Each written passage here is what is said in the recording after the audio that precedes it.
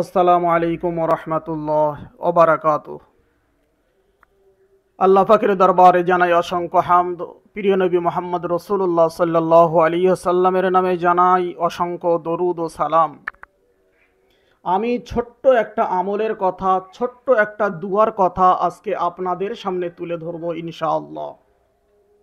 এই দুয়াটার এত উপকার, এত গুণ, প্রিয় নবী মুহাম্মদ রসুল্লাহ সাল্লাল্লাহু আলাইহি সাল্লাম এই গুণের কথা বলেছেন, এই দুয়ার কথা বলেছেন। সেই দুয়াটা আমি আপনাদের সামনে তুলে ধরছি। আমরা এখন বর্তমান যুগে প্রতি মানুষ চিন্তার ভিতরে আছি, প্রতি মানুষ বিপদের ভিতরে আছি। কঠিন কঠিন মুসিবত এখন এসে যাচ্ছে, আর কঠিন কঠিন মুসিবত এমন এমন বিমারি দেখা দিচ্ছে যে যাতে করে এই বিমারিগুলো সারার মতন পরিস্থিতি ডাক্তাররা পর্যন্ত খুঁজে পাচ্ছে না যে এই রোগটা কিভাবে সারবে। এমন এমন রোগ দেখা দিচ্ছে যে এই রোগগুলো যে কোনো ফটো বা কোনো কিছু করে এই রোগগুলো ধরা পড়ছে না। আমার নবী, আপনারও নবী মুহাম্মদ রসুল্লাহ সাল্লাল্লাহু আলাইহি সাল্লাম ১৫০০ বছর আগে একটা দুয়ার কথা বলে গিয়েছেন। এই দুয়াটা আমি আপনি যদি আমল করতে পারি এবং পড়তে পারি, আল্লাহ পাক রব্বুল আলামিন কঠিন কঠিন রোগ থেকে তাকে হেফাজত করবেন।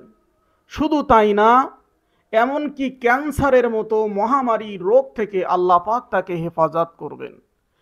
আরও আল্লাহ পাক রব্বুল আলামিন, আল্লাহর নবী বলেছেন যে, আল্লাহর হাবিব বলেছেন, যদি মানুষ সকাল বিকাল, সকাল সন্ধ্যা যখন ইচ্ছা হবে তখন যদি এই আমলটা করতে পারে, ক্যান্সারের মতো কঠিন রোগও আল্লাহ পাক তাকে দেবেন না।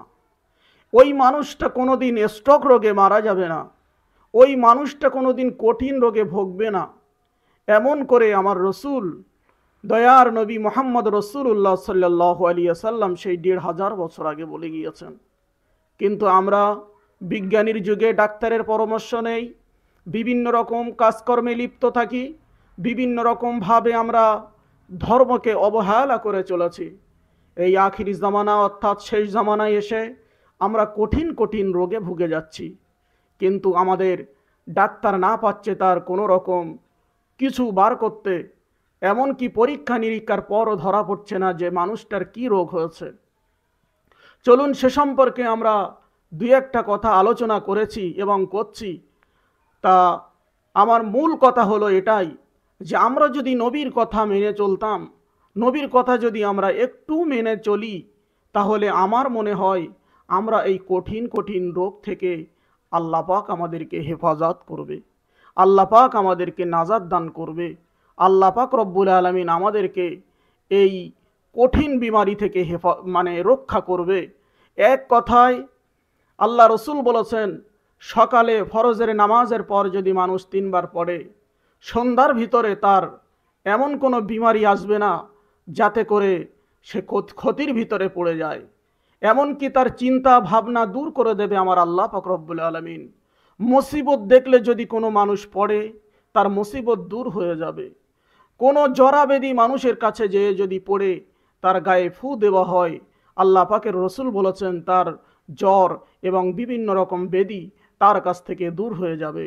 এমনকি এই দুয়াটা পড়ে যদি কোনো মানুষ সর্বসময় আমলে পরিণত করতে পারে, কঠিন রোগ আল্লাহ পাক তাকে দেবেন না। এমনকি রসুল বলেছেন, আসমান এবং জমিনে যত রকম চিজ এবং বস্তু, যত রকম জিনিস আল্লাহ তৈরি করেছে, ওই মানুষটার কেউ কোনো দিন ক্ষতি করতে পারবে না। মানসিক ক্ষতি বলেন, জিনের ক্ষতি বলেন, বিভিন্ন রকম ক্ষতি থেকে সে রেহাই পেয়ে যাবে। তাহলে চলুন আমরা সেই আমলটা কি, সেই ছোট্ট দোয়াটা কি, আমরা একটু শুনে নেই। আল্লাহ পাকের দরবারে দোয়া চাই, আল্লাহ সবাইকে যেন মুখস্থ করার তৌফিক দান করেন। তা চলুন আমিও পড়ি, আপনারাও পড়তে থাকুন। ছোট্ট একটা দোয়া, দোয়াটা হলো, বিসমিল্লাহিল্লাযী লা ইয়াদুররু মা আসমিহি শাইউন ফিল আরদি ওয়ালা ফিস সামাই ওহুয়াস সামিউল আলিম। আবারও বলছি, আপনারা মনোযোগ দিয়ে এই কথাগুলো শুনে রাখেন এবং মুখস্থ করে রেখে দেন। বিসমিল্লাহিল্লাযী লা ইয়াদুররু মা আসমিহি শাইউন ফিল আরদি ওয়ালা ফিস সামাই ওহুয়াস সামিউল আলিম। আল্লাহ পাক রব্বুল আলামিন সকলকে যেন মুখস্থ করার তৌফিক দান করেন। আমিন।